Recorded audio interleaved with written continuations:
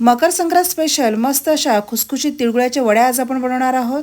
अशा या मस्त खुसखुशीत वड्या बनवण्यासाठी मी इथे 250 ग्रॅम तीळ मस्त असे खमंग भाजून घेतले।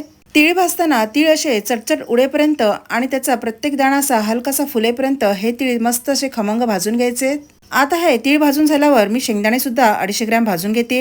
शेंगदाण्याच्या सुद्धा साली हलक्याशा निघेपर्यंत हे शेंगदाणे चांगले भाजून घ्यायचे। आता इथे मी थंड झालेले तीळ मी जाडसर असे मिक्सरमधून फिरून घेते। मिक्सरमधून फिरवलेले तीळ मी एका प्लेटमध्ये काढून घेतले। शेंगदाणे सुद्धा थंड झाल्यावर त्यावरील साली सगळ्या काढून घेतल्यात। हे शेंगदाणे सुद्धा त्याच मिक्सरच्या भांड्यामधून जाडसर असे फिरून घेणार आहे।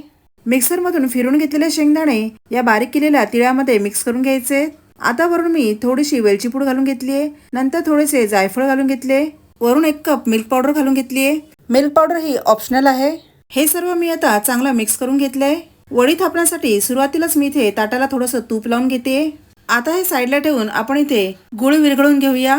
गुळ इथे मी साधा वापरलाय, चिक्कीचा गुळ इथे घेतलेला नाहीये।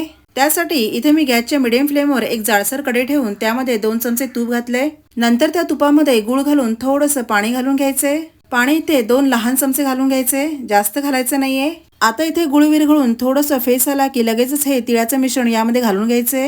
हे सर्व मिश्रण चांगलं असं एकजीव करून घ्यायचे।